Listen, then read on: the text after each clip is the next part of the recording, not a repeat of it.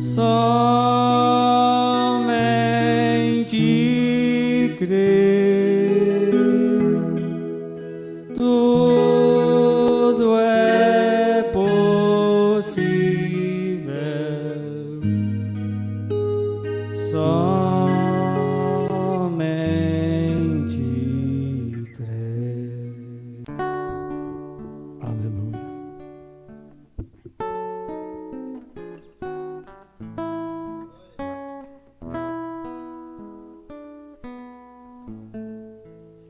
Graças a Deus. Pega ré. Fecha os teus olhos, cante assim comigo. Fala minha alma, ó Cristo, fala-me com amor, segreda com ternura, eu sou teu Salvador, faze-me bem disposto para te obedecer, sempre louvar teu nome e dedicar-te o ser. Faz-me ouvir bem manso, em suave murmurar, na cruz verti meu sangue para te libertar. Fala-me cada dia, sempre com terno amor, segredo aos meus ouvidos, tu tens um Salvador. Aleluia. Amém. Vamos ler a palavra de Deus no livro de Levíticos, capítulo 6, versículos 12 e 13.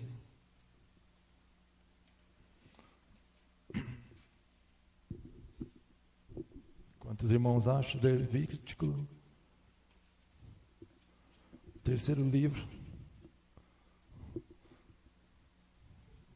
do Velho Testamento, e também o terceiro livro do Pentateuco, a Torá Sagrada, como assim chamada, 5 livros. Terceiro livro, que é também 3 é testemunho.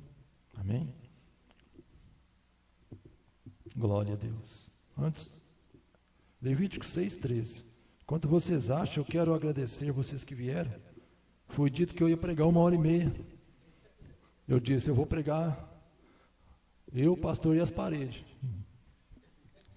Mas ninguém. E vocês vieram todos e eu estou surpreso. E a gente só tem que agradecer pela confiança dada, pela credibilidade, confiança. E é lógico, é claro que a gente não vai pregar 1h30, né? Porque a gente também tem consciência e não vai fazer aquilo que, abusar da bondade, da confiança, da credibilidade dos irmãos. A gente não deve fazer isso, a menos que Deus mesmo chegue, mude a coisa e fala para fazer, tome a soberania para fazer isso. Aí é diferente, mas no momento não tem nenhuma programação para isso, irmãos. A gente vai fazer o que Deus colocar no nosso coração. Eu creio que vamos ser bem objetivos. Amém? Glória a Deus. Diz assim, Levítico capítulo 6, versículo 12 e 13. O fogo, pois, sobre o altar arderá nele, não se apagará, mas o sacerdote acenderá lenha nele cada manhã, e sobre ele porá em ordem o holocausto, e sobre ele queimará a gordura das ofertas pacíficas. Agora veja bem isso. O fogo arderá continuamente sobre o altar e não se apagará. Aleluia. Você pode dar um glória a Deus por isso? Fogo não pode apagar. Mas irmãos, o avivamento acabou. É porque o sacerdote não está pondo fogo no altar de manhã. Aleluia.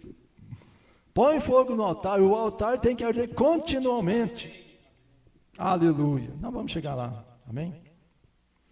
Irmãos, o texto que nós lemos está inserido no livro. Pode sentar, fique à vontade. O texto que nós lemos está inserido num livro, terceiro livro da Bíblia, chamado Levítico. O terceiro livro da Bíblia, o Levítico, é um livro de um juntado de 5 livros que formam a Torá sagrada, como assim conhecida pelos judeus, que é a base de toda a religião judaica, e o ensinamento judaico é todo fundamentado em cima desses primeiros 5 livros. Você sabe disso, que é o que eles estudam. Eles não têm o Novo Testamento, eles não conseguiram enxergar. Então, toda a base do Velho Testamento está fundamentada nos primeiros 5 livros do livro da Bíblia Sagrada, que são chamados de Pentateuco, que os israelitas chamam de a Torá, né, sagrada, que é até os 5 livros que eram os mandamentos que ficavam dentro da Arca do Testemunho. Agora, o livro de Levítico, especificamente, é um livro complexo. E muitos, por não entenderem, é um livro cheio de código, de senha, que necessita de revelação, de luz para entender. E muitas às vezes, por não conseguir entender essas primeiras etapas, os primeiros livros, que tem muita coisa ali que é complicado, muitos dizem assim, a lei foi abolida. Ou seja, como não temos uma resposta satisfatória para dar para os membros, então é melhor dizer, não perca tempo de ler isso, porque isso aí já não é como se fosse apócrifo, né? Não tem necessidade. Mas eu quero dizer para você que a palavra de Deus, ela é a mesma ontem, hoje, eternamente, e tudo aquilo que estava aqui, continua aqui, vai ficar aqui, e não pode tirar nada daqui, nem uma vírgula, nem um ponto, nem uma letra. Então esses livros estão aqui não à toa. Amém? Glória a Deus. Eu quero dizer, a lei não foi abolida. Jesus não veio abolir a lei. Jesus veio cumprir a lei e magnificar a lei. Jesus não foi aquele que caiu de paraquedas no meio do povo de Israel e começou a pregar uma mensagem. Não, as coisas de Deus são organizadas. Eu não vou entrar nisso porque nós vamos tomar muito tempo, mas Jesus cumpriu toda a lei.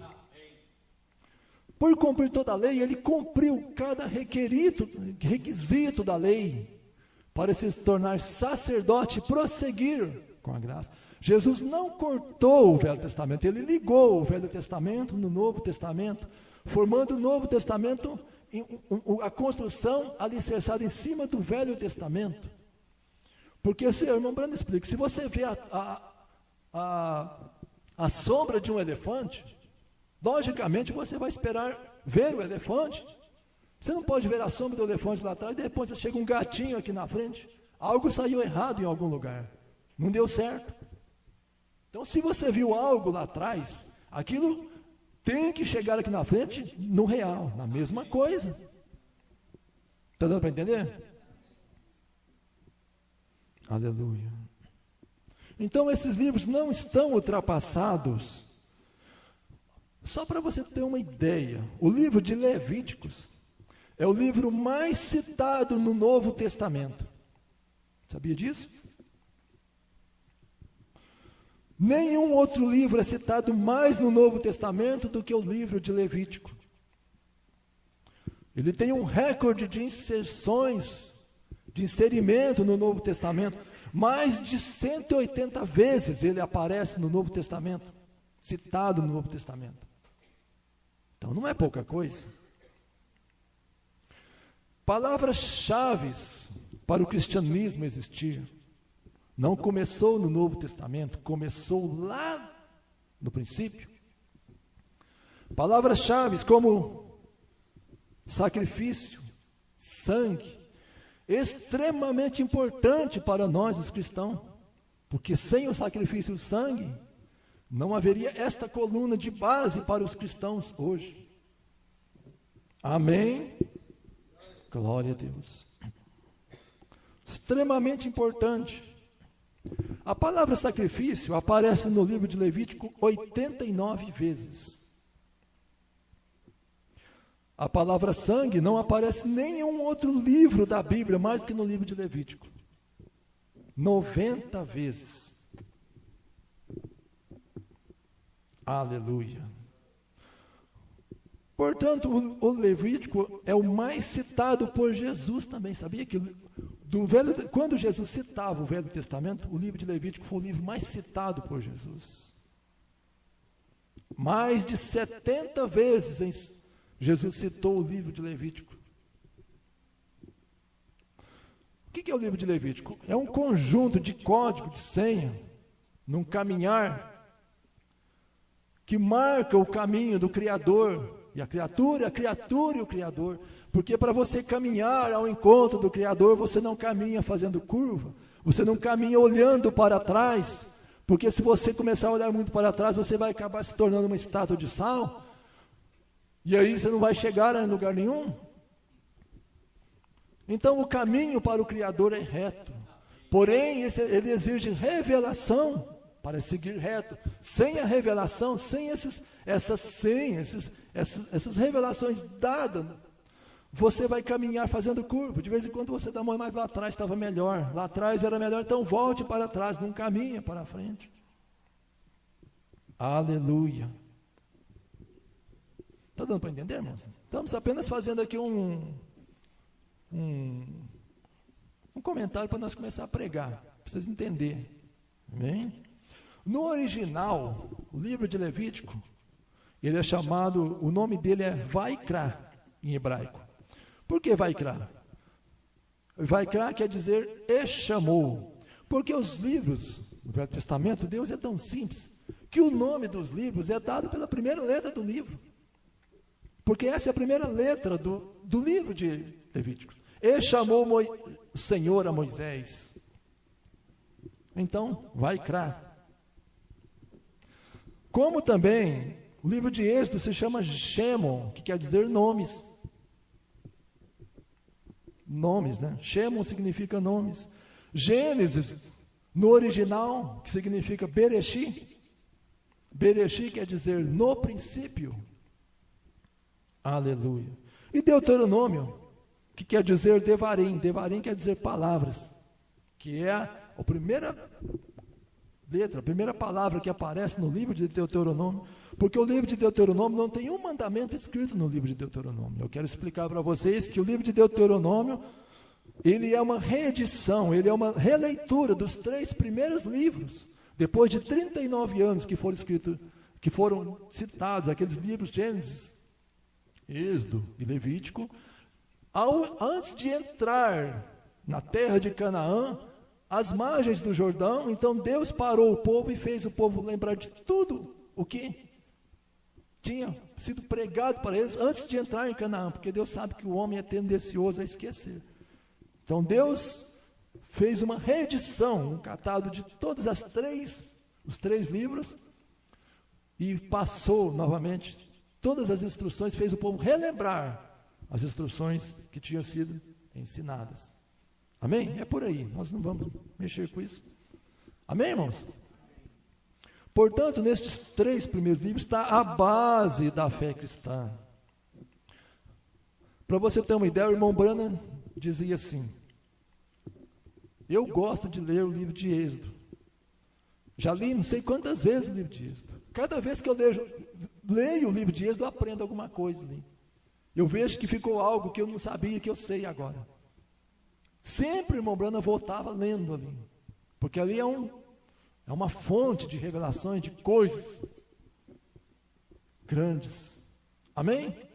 Uma dessas bases, agora veja bem, Uma dessas, nós estamos fazendo apenas uma introdução. Uma dessas bases são os mandamentos dados por Deus a Moisés no Monte Sinai. Aleluia. A base dos mandamentos. Você sabe que Deus deu a Moisés no Monte Sinai uma tábua, mas não é tábua de madeira, tábua de pedra, escrito com seu dedo os mandamentos. E que não são 10 mandamentos, mas são 613 mandamentos. Preste atenção para você entender. Os mandamentos de dentro e os mandamentos de fora. Os mandamentos de dentro, os 10 mandamentos de dentro. Deus escreveu na tábua os 10 mandamentos de dentro. Amém? Glória a Deus. E por fora, em forma espiral, 603 mandamentos.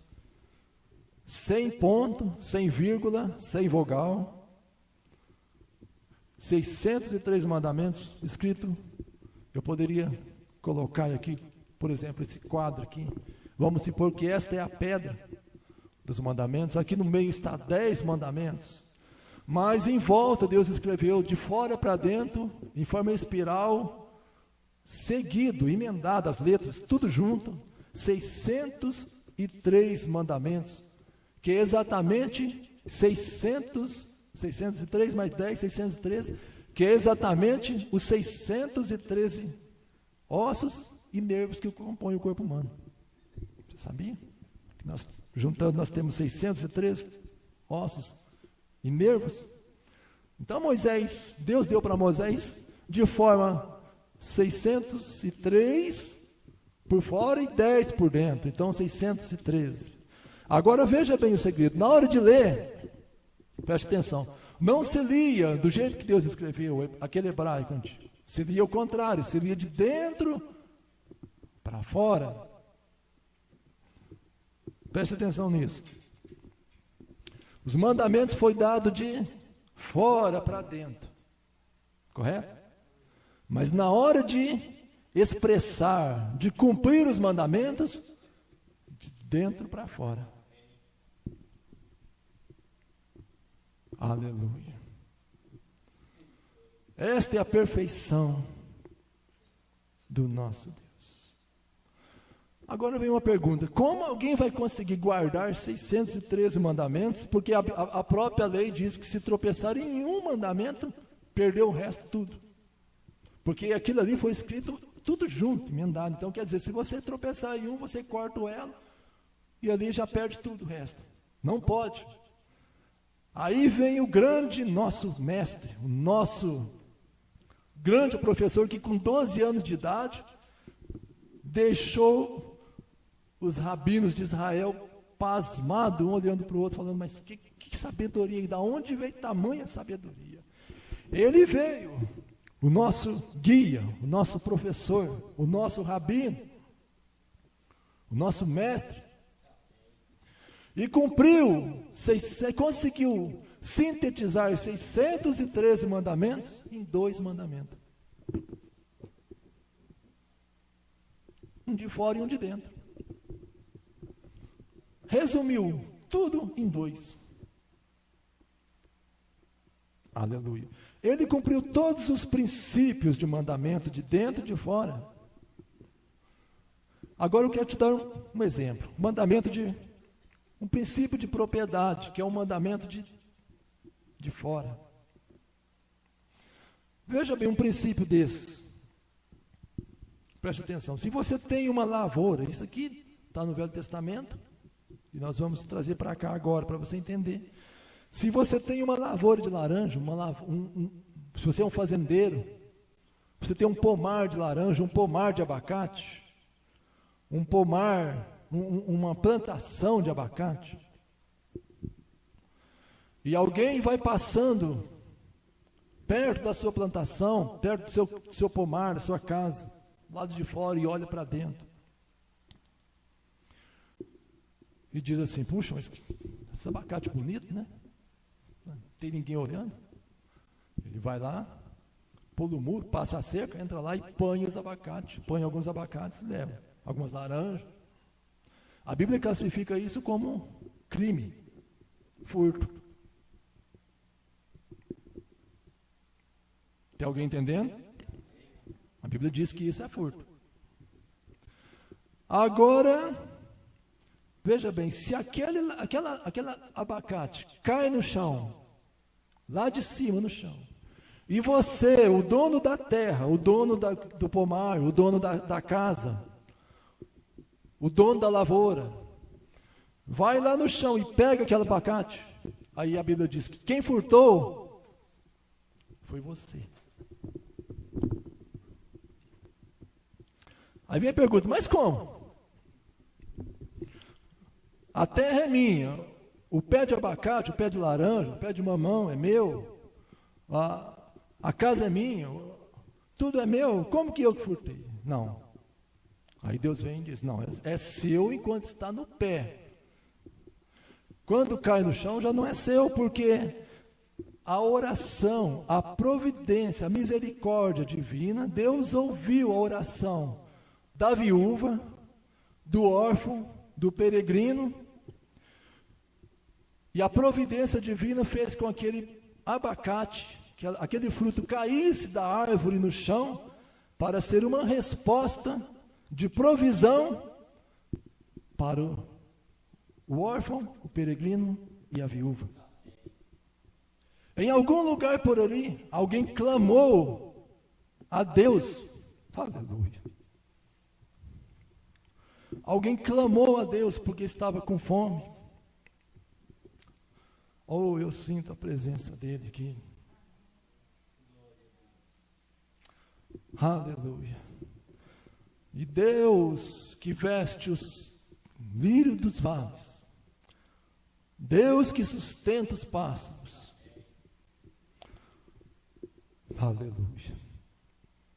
Deus ouviu a oração do necessitado e fez com que aquele fruto caísse da árvore para ser uma resposta da oração para aquele necessitado apanhar o seu fruto, porque aí ele não estaria roubando, aquilo ali era uma provisão de Deus para ele. Você diz, está na Bíblia? Está. Aonde? Você vai ter que procurar, não vou te dar tudo mastigado. Mas eu quero citar algo ainda, para te ajudar um pouco. Vai lá em Deuteronômio 24, 19, 20, 21, depois você olha. Deus dizendo, quando vocês colherem uma lavoura de vocês, e vocês notaram que ficou espigas para trás, não torne lá para buscar as suas espigas que ficaram para trás. Não faça uma segunda colheita. Deixe aquilo. Porque você deixou aquilo para trás, não foi porque você quis, porque eu ouvi a oração do órfão, do peregrino, da viúva, do necessitado. E eu fiz com que você não visse, deixasse esses frutos para trás, para servir de provisão para o necessitado. Você lembra do caso de Ruth? Foi colher espigas no campo de Boaz. Ela era órfã, necessitada, estrangeira e viúva. E ela foi colher espigas no campo de Boaz. E ela não estava fazendo coisa errada, porque Boaz já tinha passado na frente e colhido. Este é o mandamento de Deus. Oh, glória a Deus. Pois bem, vamos começar nossa mensagem, né? Aleluia. Eu quero falar sobre altar e sacrifício. Deus disse a Moisés para construir um altar. Quando ele deu os mandamentos, ele disse para Moisés, construa um altar para mim. Aí Moisés, você sabe que Moisés estava sendo preparado para ser o próximo faraó. Moisés não era uma pessoa qualquer que não entendia de nada. E eu quero dizer para vocês que o reino do Egito, naquele tempo, era muito mais potência do que os Estados Unidos hoje. Era um grande reino de influência que existia naquele tempo. E Moisés estava sendo preparado para ser o segundo faraó. E com 16 anos de idade, Moisés já estava terminando o seu tratado sobre divindade, sobre deuses. E ele conhecia tudo sobre deuses, sobre o altar de deuses. Sabia tudo de altares. O único altar que ele não conhecia era o altar do Deus dos hebreus, porque o Deus dos hebreus não apalpa, o Deus dos hebreus não se vê. Aleluia. Os outros deuses se apalpam, então é fácil conhecer, se vê, se prostra. Mas o Deus dos hebreus, o Deus de Abraão, não tinha nenhum altar naquele tempo. Aleluia. Mas ele entendia tudo sobre Deus, e ele precisava terminar o seu tratado, para que as pessoas pudessem entender que ele era uma divindade, que ele entendia de deuses. Então, quando Deus, lá na frente, 64 anos depois, Deus disse para ele, faça um altar. Moisés certamente pensou, bom, altar, eu vou fazer um altar, provavelmente um altar de ouro, porque os altares dos deuses são de ouro. Aí Deus diz, não, de ouro não, Moisés. De ouro não. Então, um altar de prata, de bronze, que fica muito bonito, é o altar que os deuses usam, que as denominações usam. Altar bonito. Não, Moisés, de prata não. Então, um altar de madeira, de acácia, com seus nós, que quer dizer vaidade, que fica muito bonito, bem trabalhado, um altar de madeira. Deus disse também, não, Moisés, de madeira não, Moisés. Mas então, que altar, Senhor, que eu devo fazer?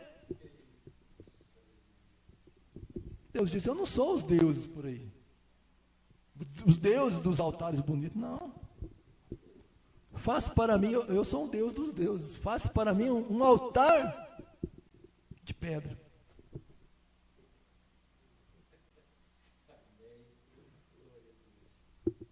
Moisés deve ter pensado, bom, tudo bem, um altar de pedra. Mas se a gente trabalhar nessas pedras, esculpi-las e ajeitá-las, fica um altar bonito. Como se diz, fica um altar chique. Deus diz, não, Moisés, é de pedra, mas é de pedra bruta, pedra sem passar ferramenta nenhuma. Altar de Deus tem que ser sem ferramenta, ideias de homem, ideias, religião.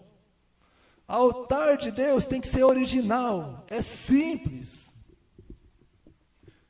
de pedra bruta, sem o uso de ferramenta denominacional. Por que altar de pedra original? Porque a revelação tem que ser original, pedra original. Faça um altar de pedra bruta.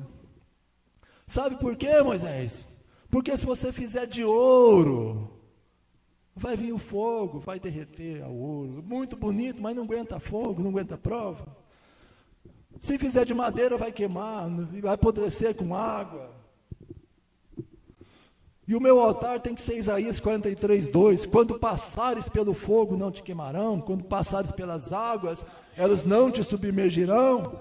Então tem que ser um altar rústico, mas que dura. Altar tem que estar de pé. Ei, glória a Deus. Altar tem que permanecer. Por que tem que permanecer? Porque o altar são marcos. São marcos que você tem para não errar o caminho. Veja bem, se você sai daqui, por que você vem aqui na igreja? 2, 3 vezes por semana? Em frente a este altar. Porque este altar aqui, ele é o que faz você, vai te ensinar e faz você lembrar o que você já sabe. Você vem, não somente para aprender mais, mas para ficar sempre, a obrigação deste altar é ficar te lembrando sempre o que você já sabe, guardando o que você tem. Então ele tem que permanecer. E ele não pode ser trabalhado. Eu sei que eu estou falando aqui em parábolas, talvez. Vocês estão entendendo o que eu estou dizendo? Ele tem que ser, não pode ser trabalhado com ferramenta, ele tem que ser pedras originais. Glória a Deus. Amém? Deus gosta da coisa original. Aleluia. Deus não gosta, Deus gosta das coisas rústicas. Você lembra de quando o irmão Brando viu aquele homem lá no restaurante? Aquele homem parecia um homem da roça mesmo. Que ele deu aquele espirro assim que todo mundo parou e ficou olhando para ele. Moisés falou, esse aí é homem. Não é aquelas coisinhas delicadas, aqueles homens com calça caindo, né, cueca para fora. Isso não é homem original, não é rústico. Aleluia. Parece estranho, mas é a verdade. É o rústico, é aquilo, Deus gosta disso, é original, irmão. Deus não gosta de coisa manufaturada e fabricada pela modernidade dos nossos dias. Volte ao original. Vai ficar mais simples, vai ficar estranho, mas é uma coisa eu sei. Quando passares pelo fogo, quando passares pelas águas, elas não te submergirão. O que adianta aquelas coisinhas trabalhadas e não aguenta nada, não aguenta fogo? Primeira sardinha que cortar a mão na lata de sardinha, já larga tudo. Não vou mais mexer com o evangelho. Vou parar de ser crente. Não, vai em frente. Ei, glória. Aleluia. Estranho, né, essa mensagem? Aleluia, mas é assim. Agora, quando Moisés terminou o altar, irmão, o altar tinha... Moisés foi juntando pedras, e foi amontoando, fez um montão de pedra. E esse montão de pedra tinha 2,88 metros de altura. Esse montão de pedra de 2,88 metros de altura era o altar de Deus. Esse aí é o meu altar, Moisés, é o que eu quero. Tudo bem, Senhor. Mas como é que eu vou subir nesse altar? Tudo, já entendi. Só fazer uma escada. Faça uma escada e subo no altar. Deus disse, não, Moisés. Não é assim não, Moisés. Eu disse vírgula, faça um altar, mas vírgula. Não é escada que você vai fazer. Então o que eu vou fazer, Deus? Faz uma rampa. Ora, mas uma rampa? Do que, Deus? Faz uma rampa de barro. E como que eu vou fazer? Vai amassando barro, Moisés, vai jogando, vai lameando o pé do altar de barro, vai fazendo. E Moisés foi batendo barro, talvez muitos lá com o braço cruzado em volta, né, olhando. O que Moisés está arrumando? Por que não faz uma escada? Muito mais fácil. Mas Deus mandou fazer uma rampa de barro, e a rampa era quase íngreme. Porque Deus quer que o homem entenda que para chegar no altar de Deus não é tão fácil, para caminhar diante de Deus não é tão fácil, porque a escada, ela tem duas vantagens. Aleluia. Escada você pode chegar, subir no altar assim, né? Ereto, né? Pescoço empinado, sem esforço algum chegar diante de Deus, né? Ei, irmãos, bom dia, boa noite, irmãos, tudo bem? Deus abençoe. Ela tira o esforço da subida e faz o homem andar ereto. E Deus diz, para chegar na minha presença, ninguém chega ereto. Então não faz escada, faz uma rampa de barro. Tenta subir numa rampa de barro ereto, você vai voltar lá atrás. Ninguém sobe nesse altar de cabeça erguida, empinado. E pensa que vai caminhar, que você vai voltar lá atrás e passar vergonha. Então sobe no altar. Que jeito, Moisés? Fala o seguinte, Moisés, enjoelha. Joelha aí, Moisés. Aí, Moisés, agora você coloca o joelho em terra, Moisés. Agora você vai caminhando, Moisés. Agora você tem condição de subir, porque é assim que se sobe na minha presença. Aleluia! Você pode dar um glória a Deus por isso? É assim que se caminha, que se sobe no altar de Deus. É de joelho, é de cabeça no chão. Oh, meus irmãos. Você sabe por que muitas vezes nós quebramos a cara? Porque nós queremos fazer do nosso jeito, que é mais fácil, mais prático, mas não é o jeito de Deus, que é mais difícil, mais demorado, mas tenha certeza, você chega lá. E do seu jeito é fácil, é moderno, é bonito, mas você não vai chegar. Aleluia. Sinto a presença dele aqui nesta noite.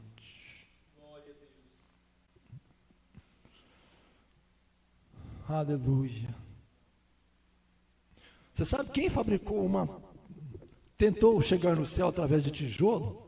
Queimar tijolo foi a Torre de Babel. Os homens da Torre de Babel disseram: vamos queimar tijolo e fazer uma torre para chegar lá no céu. Virou só confusão, ninguém entendia. Por isso que hoje é o que está por aí, ó. O pessoal está queimando tijolo e fazendo altar. E está virando só confusão, ninguém entende mais ninguém. Nas igrejas. Torre de Babel, só briga, ninguém entende mais ninguém. Para de fazer tijolo, o altar de Deus. Volta para o original, volta para as pedras, volta para a revelação. Volta para as pedras rústicas, é mais simples. Volta para cá. E você vai ver se a confusão não acaba.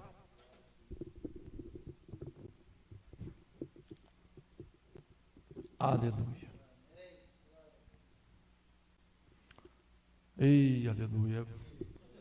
Eu sei que esse silêncio é Deus falando. Muito bem, o altar pronto, a rampa pronta. Aí Deus diz para Moisés: neste altar, Moisés, vocês trarão apenas sacrifício de bode, cabra ou gado. Os outros altares você traz ofertas tinha várias ofertas de manjares, ofertas de várias coisas nos outros altares, mas neste altar de pedra você traz só sacrifício que contenha sangue. Ovelha, cabra, bode ou gado. E Deus disse mais a Moisés. Preste atenção que eu vou explicar. Faça uma fogueira do lado esquerdo do altar.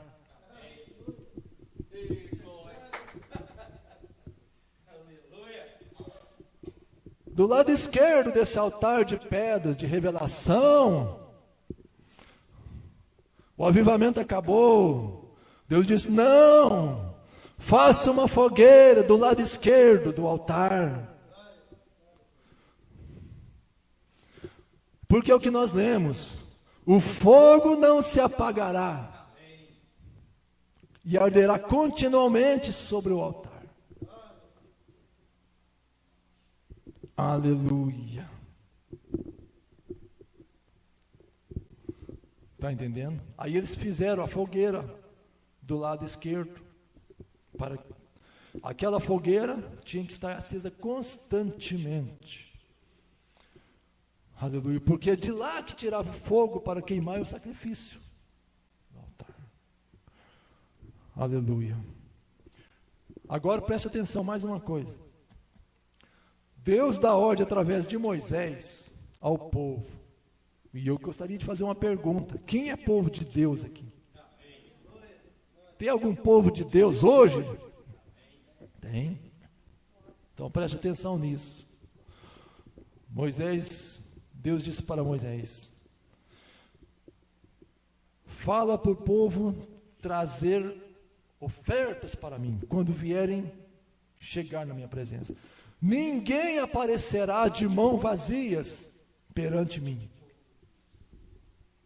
Êxodo 23, 15, 34, 10, Deuteronômio 16, 16, tem vários versículos dizendo: ninguém apareça de mãos vazias perante mim. O mínimo que era estipulado para consultar o profeta, para consultar a Deus no Velho Testamento, para quem não tinha nada, no mínimo tinha que ter 4 moedas de prata, para consultar a Deus. Ninguém chegava na presença de Deus com as mãos vazias.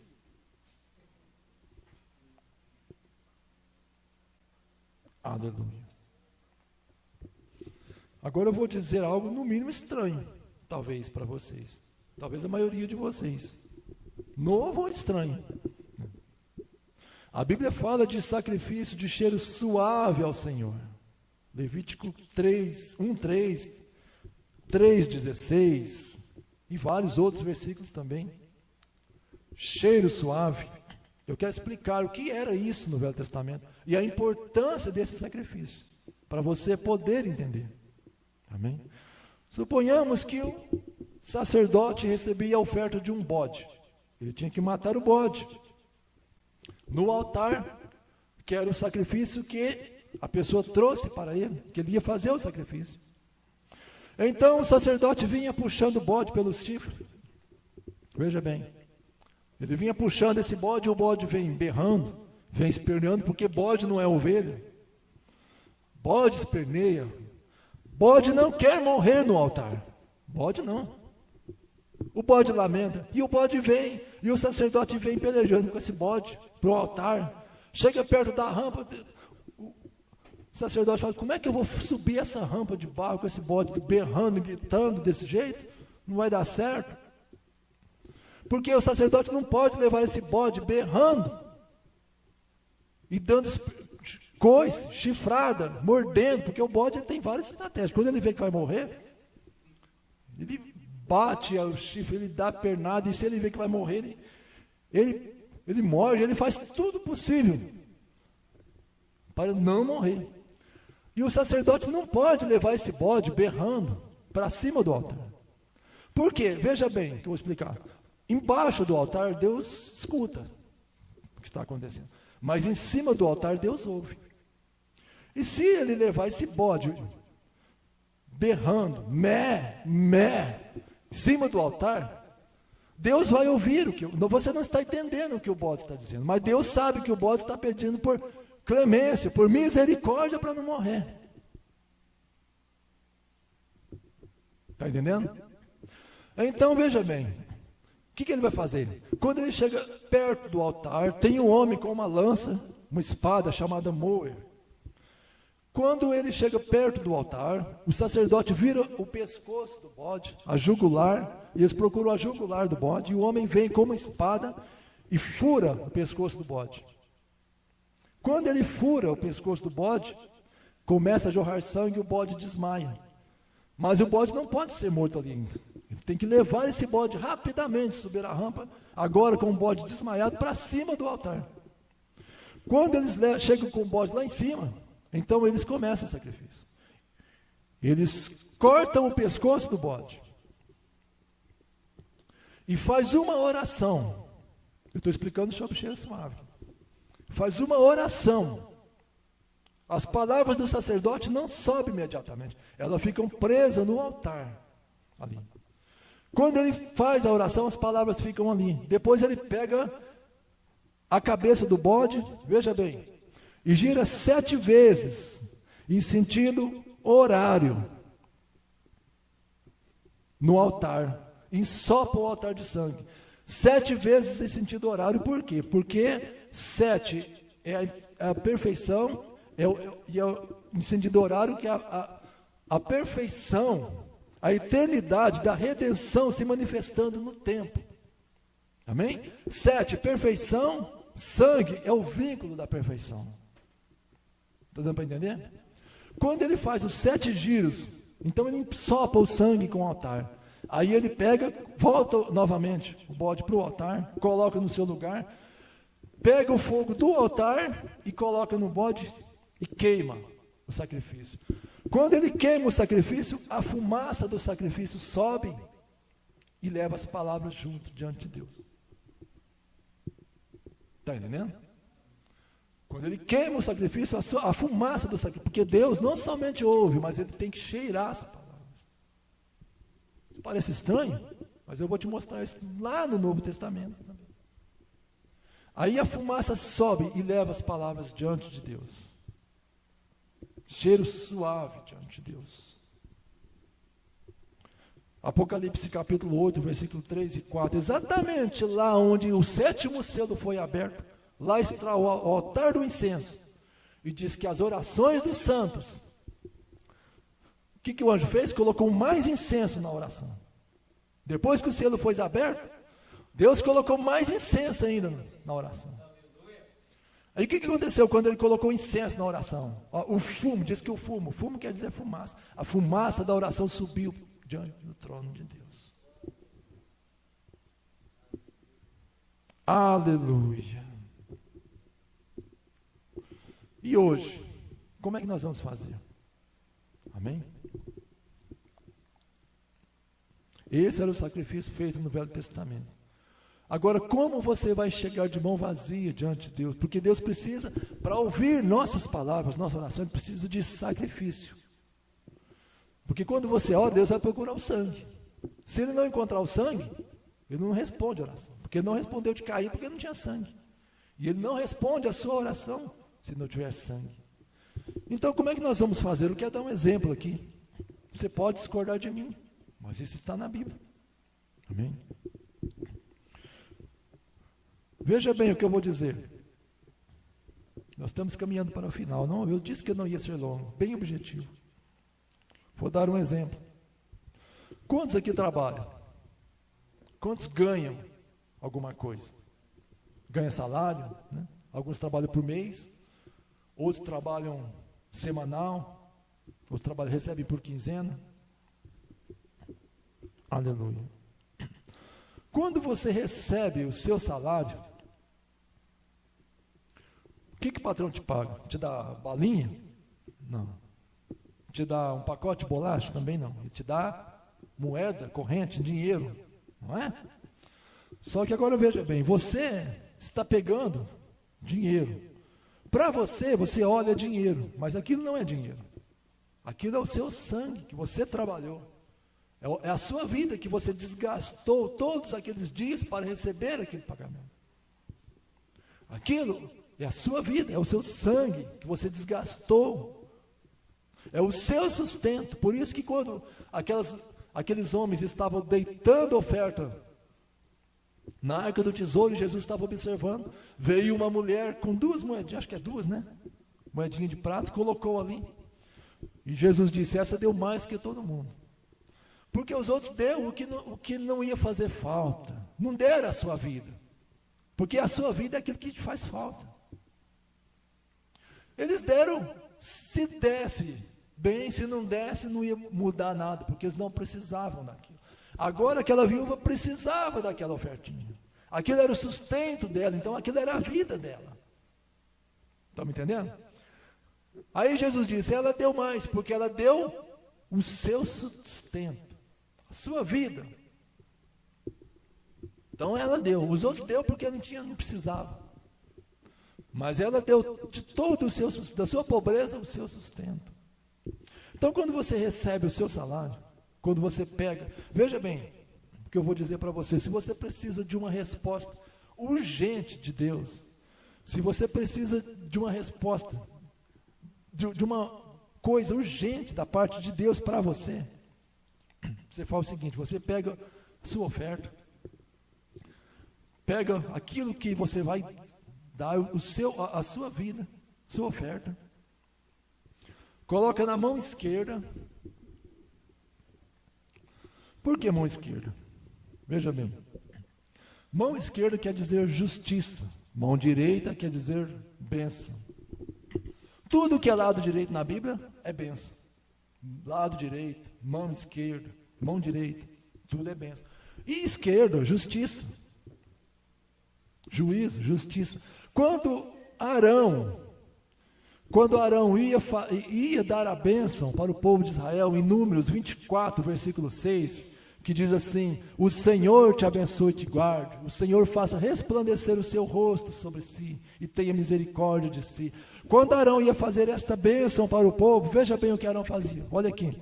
Arão ia abençoar o povo, ele levantava a mão direita e abaixava a mão esquerda, da altura dos olhos, e cobria a mão com um pano, porque o povo não podia olhar na mão de Arão. Então ele cobria a mão com um pano, que era chamado taligador, e na altura dos olhos, a mão esquerda, e levantava a mão direita e abençoava o povo. Quando Arão ia dar uma palavra de juízo, ia pronunciar um julgamento, ele levantava a mão esquerda e abaixava a mão direita da altura dos olhos e pronunciava a palavra de juízo. Amém? Estão entendendo? Então você vai tomar a sua oferta na sua mão quando você fizer isso. Se você quer uma resposta de Deus urgente, eu vou explicar isso já já. Você toma a sua oferta na mão. Aleluia. Você vem no altar, porque no altar Deus ouve. Jesus ficou caladinho no caminho do Gólgota. Não falou nada. O sangue vertido no caminho do Gólgota serviu para curar os enfermos que estavam ali. Pelas suas pisaduras fomos sarados. Os que estavam ali maldizendo Jesus, criticando Jesus, zombando Jesus, talvez estavam enfermos. Quando pisavam no sangue que estava no caminho, eles eram curados. Só que Jesus não fez nenhuma oração no caminho. Ele fez oração quando ele chegou no altar. Que ele subiu no altar, na cruz, que verteu o sangue. O sangue escorria na madeira até o chão. Então, porque Jesus sabia, lá no altar, Deus ouve a oração. Lá é o lugar que Deus ouve. Então, quando ele chegou lá em cima, ele orou. E graças a Deus que ele orou, dizendo, perdoa-lhes. Você não sabe, imagina o poder que tem essa oração. Jesus fez no altar, no seu sacrifício, com o seu sangue, diz perdoa. Então, o seu perdão é muito valioso. Valorize o perdão que você tem. Veja bem, no altar Deus ouve. Você vem com a sua oferta, você não precisa falar para ninguém, isso é um direito seu. Não estou inventando nada, isso aqui é coisa da Bíblia, milenar da Bíblia, desde o começo. E eu poderia contar testemunho disso, eu mesmo, pessoalmente. Coisa de semana, que eu não sabia o que ia fazer, resolveu. Você pega a sua oferta na sua mão esquerda, você vem no altar, você dobra os seus joelhos no altar, coloca a sua oferta no altar, que é o seu sacrifício, a sua vida, e ora a Deus, faz a sua oração no altar, levanta, deixa a sua oferta no altar e sai. Pode sentar.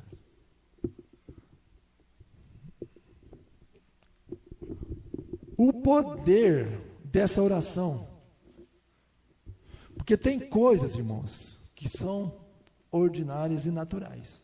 Tem coisas que são extraordinárias e sobrenaturais. Para Deus tem coisas que valem mais. Presta atenção para você entender o que estou pregando. Quando você faz isso, você deixa sua oferta no altar. Jesus diz que tem coisas que é 1 por 7 e outra que é 7 por 70 por 7, 7 por 70, algo assim. No caso do perdão, que perdão não é coisa de homem, é coisa de Deus, então é coisa extraordinária. Jesus diz que até 70 vezes 7. Falou? Então isso não é homem, é coisa de homem, é coisa sobrenatural. Então o altar não é coisa de homem, é coisa sobrenatural. Então quando você chega aqui e ora, o poder da oração feita no altar, ela é 70 vezes 70 por 1. 70 vezes mais rápido a resposta aqui do que se você orasse em qualquer outro lugar que você orasse. Aleluia. Se você precisa de algo rápido, urgente da parte de Deus, esse é o altar de pedra. Parece esquisito, mas esse é o altar de pedra. Aleluia. Se você faz, veja bem, tudo que você fizer para uma viúva, para um estrangeiro ou para um órfão, vale 7 vezes mais do que uma pessoa comum. Sabia disso? Isso que você vai fazer amanhã, irmão, vale 7 vezes mais do que uma pessoa comum, se você estivesse levando para eles. E quando se faz para o altar é 70 vezes. Quer dizer, se você, algo que demorar 70 dias para acontecer, Deus faz em 1, quando é para o altar. Algo que ia demorar 7 dias ou 7 anos, Deus faz em um. Para você, quando se você faz para uma viúva, para um órfão, para um peregrino. Agora entendeu? Amém. Você lembra de São Martim? Quando São Martim viu aquele homem com frio ali, gemendo de frio. São Martim cortou a sua capa, deu uma parte para ele e foi embora. De noite, Jesus apareceu para ele com aquela capa. Diz, você não fez para ele, você fez para mim. Aleluia. Este utensílio aqui, irmão, por mais simples que pareça, preste atenção, já estou terminando. Eu disse que eu ia ser rápido. É um altar erigido ao Deus do céu. Isso não é pouca coisa. Portanto, a oração que você faz nesse altar com a sua oferta tem um poder tremendo de resposta. E ele diz, ninguém aparecerá vazio diante de mim, porque Deus quer ouvir a sua oração. Amém? Glória a Deus. Aquilo que você oferece a Deus das suas próprias mãos, transforma-se em oferta de cheiro suave e sobe junto com suas palavras diante de Deus.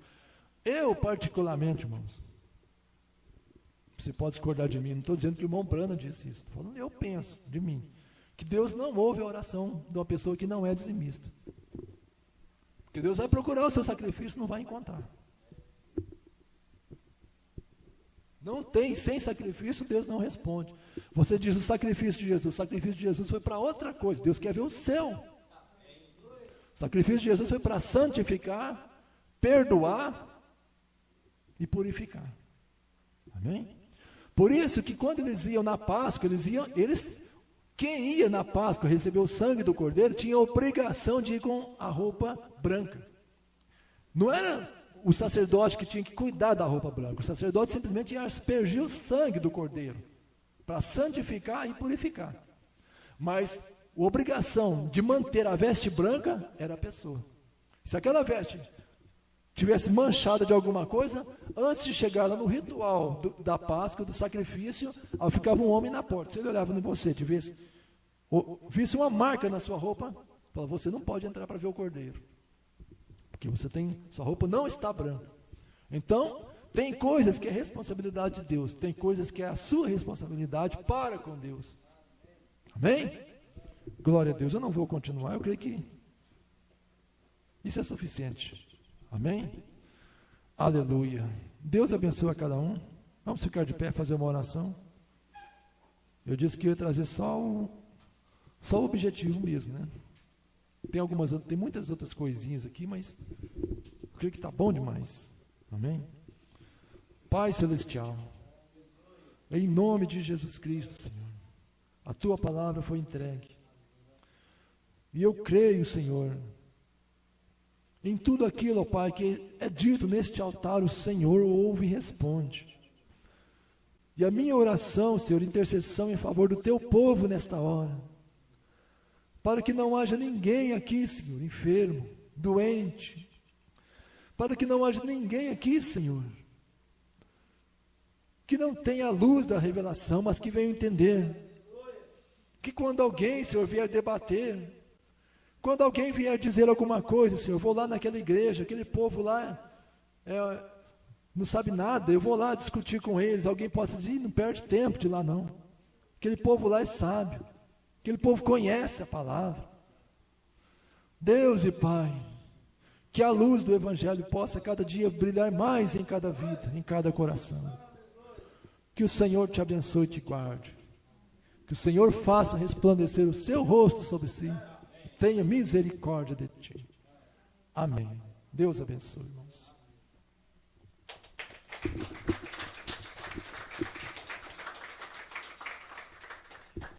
Glória a Deus. Amém? Eu só desejo aproveitar esta oportunidade de uma tremenda mensagem e lembrar nós, cada um de nós, por favor, ao entrar aqui dentro, não vamos falar. Entendeu por que o irmão Brana falou que não conversa dentro da igreja? É o altar de Deus, olha o que Deus traz para nós aqui. Então aqui é toda reverência. O irmão Brana falou, se nós fazemos uma conversa aqui, nós quebramos todo o culto. Daqui a pouquinho nós vamos sair, você vai saudar um ao outro. Saia, abrace, deseja a felicitação para o irmão, Deus te abençoe, mas é só isso, e lá fora, deixe para falar lá fora, amém? Entrou aqui, precisa tratar de um hino com o irmão Itamar, com o irmão Leônidas, trate antes de entrar aqui. Por isso, precisamos chegar mais cedo, né? Chegar mais cedo. Precisa tratar com o irmão Leônidas, por favor, né? Você vai bater nele, ele vai saber que você quer que você o acompanhe. Um pedido de oração, vamos deixar o irmão Elcio, o irmão José Luiz, nós precisamos deixar um caderninho, né, alguma coisa lá fora, para os irmãos chegar mais cedo e fazer os pedidos de oração e pôr aqui para o irmão Leônidas ler, né? Porque a oração feita antes da pregação da palavra, amém? Irmão, hoje eu pude sentir o quanto é sério isso que o irmão Brana falou, não fala dentro da igreja.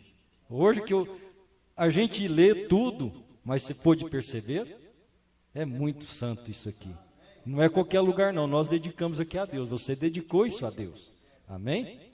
E agora, o complemento, o irmão Brana diz, a nossa vida começa do altar. É do altar. E você é o quê? Nada mais, nada menos do que uma pedra. Você é um revelado. Nós somos pedras nesta construção. É o altar de Deus. Amém? Deus abençoe.